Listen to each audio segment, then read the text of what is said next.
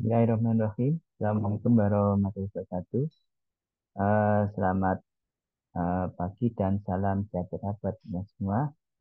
Eh, Pada kesempatan ini kami ingin menyampaikan laporan akhir penelitian kami, penelitian fundamental reguler dengan sistem deteksi kehilangan air pada jaringan distribusi air minum berbasis data tekanan melalui kecerdasan buatan.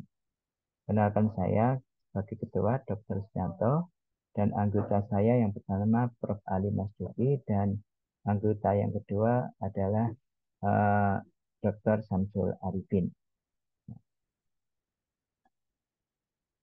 Uh, Pada penelitian ini sebenarnya uh, ingin menyampaikan terkait dengan kebocoran air atau kehilangan air pada jaringan pipa penyediaan air minum yang bersifat sewaktu-waktu ya dan tidak dapat direncanakan. Nah, jadi untuk mengatasi hal tersebut, maka fenomena yang kehilangan air itu akibat salah satunya adalah bocor saluran jaringan pipa. Sehingga dalam penelitian ini akan dirumuskan ya.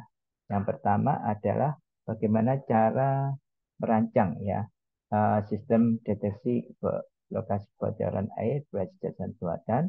Yang kedua, bagaimana performansi sistem deteksi kebocoran air berbasis jasa buatan. Sehingga tujuannya adalah menganalisis sistem deteksi lokasi kebocoran air berbasis data tekanan menggunakan jasa buatan dan tujuan kedua sekaligus juga menganalisis performansi sistem deteksi kebocoran air yang dirancang. Sehingga solusi dari penelitian ini adalah desain sistem deteksi lokasi kebocoran air berbasis data tekanan menggunakan kecerdasan buatan. Selanjutnya, ini adalah tahapannya. Jadi tahapannya tentunya kita melakukan studi kasus terkait kehilangan kebocoran air di saluran pipa jaringan air minum dan melakukan studi lapangan melakukan deteksi kebocoran salah satunya di Perumda ya Tugu Tirta Kota Malang ya jadi uh, dari sana kita banyak hal yang bisa kita lakukan terkait teknik deteksi kebocoran sekaligus mengambil beberapa data ya dari data-data spesifikasi dan tekanan yang ada di jaringan air minum tersebut. Selanjutnya dari informasi studi literatur dan studi lapangan didesain sebuah simulasi sistem deteksi ya berbasis kecerdasan buatan sehingga dalam penelitian ini tentunya akan dilakukan beberapa tahapan mulai tahapan apa itu learning dan testing sekaligus hasil-hasil dari desain nanti akan dibuat laporan dan sekaligus publikasi. Nah, ini salah satu pijakan kami untuk penelitian ini melakukan studi literatur. Ini beberapa paper yang kita ambil dari beberapa jurnal yang menjadi referensi ya untuk melakukan desain sistem deteksi kebocoran. Jadi ada deep learning and identify accurate bus location in water distribution network, ada leak localization in water distribution network, dan robust leak localization in water distribution network. Selanjutnya, ini gambaran secara singkat bagaimana sih sistem distribusi air dan jaringan perpipaan transmisi distribusi. Jadi di sini adalah gambaran sekilas itu adalah sistem distribusi air ya di mana uh, bagian dari suplai air itu membawa air minum bersih dari WTP untuk memenuhi kebutuhan komersial, residensial, dan industri. Nah, itu ini gambarannya secara singkat ya terkait dengan sistem distribusi air. Selanjutnya, gimana sih terjadinya kebocoran uh, air atau kehilangan air itu didefinisikan sebagai selisih antara banyaknya air yang disediakan dengan air yang dikonsumsi. Ini menurut Farley ya. Dan kehilangan air itu selalu terjadi pada WDN sepanjang masa operasinya. Jadi jenis kehilangan air yang kita riset di sini adalah kehilangan air yang secara fisik ya. Jadi artinya di sini kita akan melihat fenomena hilangnya air yang telah diproses ya dengan adanya aliran air yang nyata keluar dari sistem distribusi dari perumda. Jadi sedangkan kehilangan air yang lain adalah kehilangan non fisik dan ini tidak kita bahas di dalam penelitian kali ini. Nah, ini salah satu teknik konvensional ya untuk deteksi kebocoran uh, air ya di salah satu uh, saluran atau ruas jaringan. Jadi yang atas secara konvensional dengan step test dengan metode berbasis akustik ya. Jadi ini kita bisa melihat gambaran bagaimana mendeteksi kebocoran pipa tersebut. Ini adalah grafik sebenarnya. Jadi kita bisa melihat sih bagaimana aliran air itu mengalami penurunan tekan akibat adanya gesekan dengan permukaan pipa. Jadi ini merupakan menjadi pijakan untuk menghitung sebenarnya berapa jauh sih bahwa tekanan itu bisa menunjukkan terjadi titik-titik kebocoran. Oke, jadi ini adalah cara untuk mendapatkan ruas mana yang jadi bocor. Jadi kita melakukan cara konvensional ini ngambil salah satu apa itu titik-titik ya yang diindikasi mengalami kebocoran. Dan ini mengambil salah satu DMA ya jadi menggunakan bantuan perangkat lunak ya jadi untuk melihat sebenarnya topologi ya atau peta bentuk DMA dari satu jaringan distribusi air.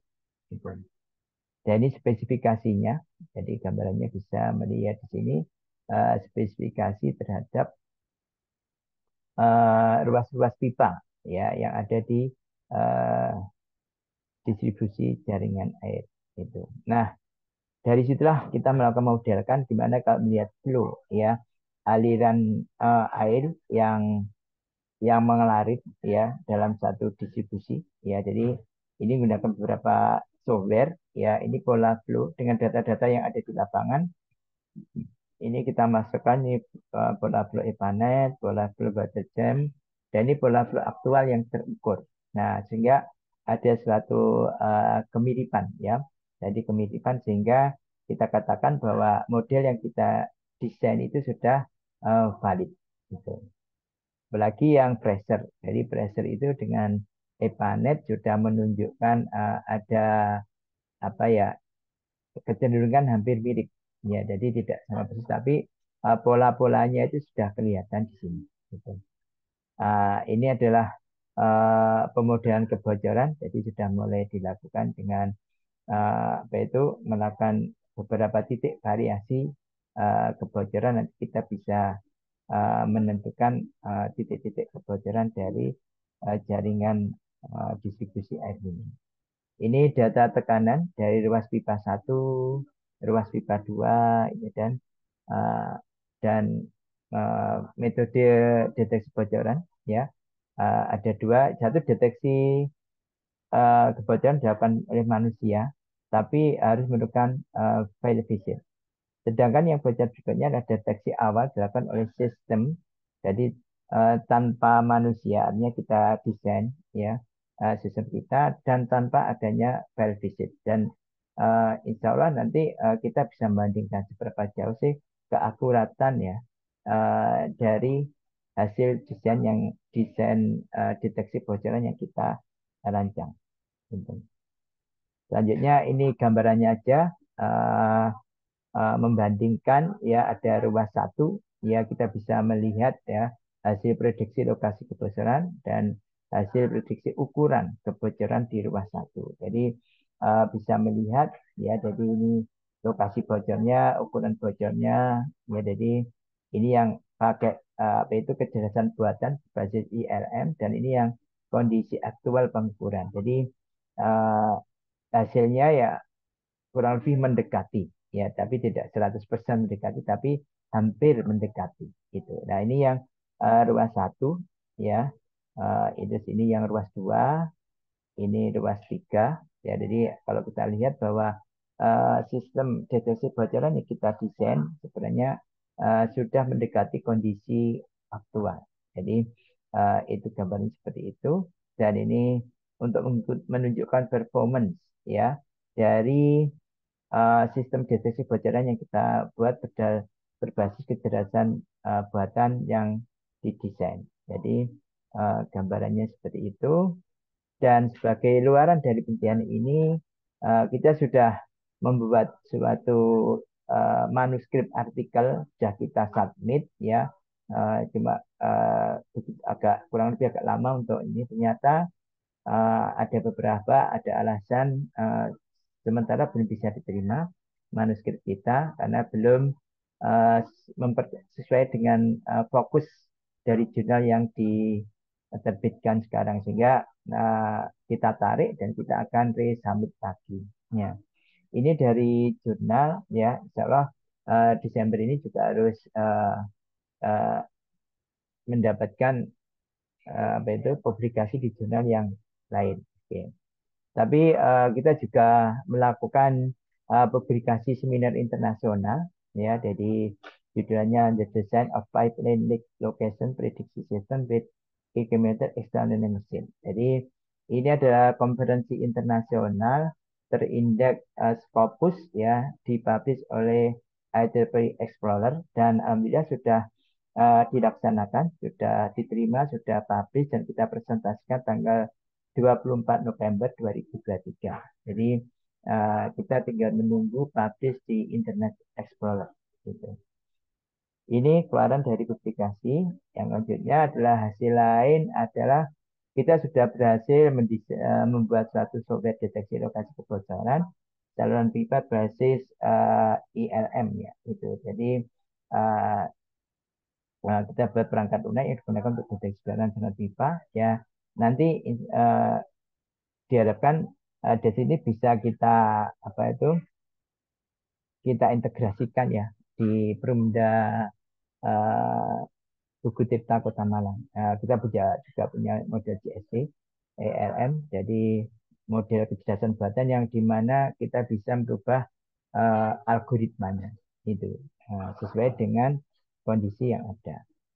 Selain itu juga menghasilkan dua tugas akhir ya, uh, dua mahasiswa TA menyelesaikan TA-nya yang berkaitan dengan penelitian uh, kali ini. Jadi Muhammad Adis Fernandi dan Matthew Nikel yang semua sudah menyelesaikan tugas akhirnya sebagai menguatkan dari penelitian sistem deteksi kebocoran aluminium tersebut.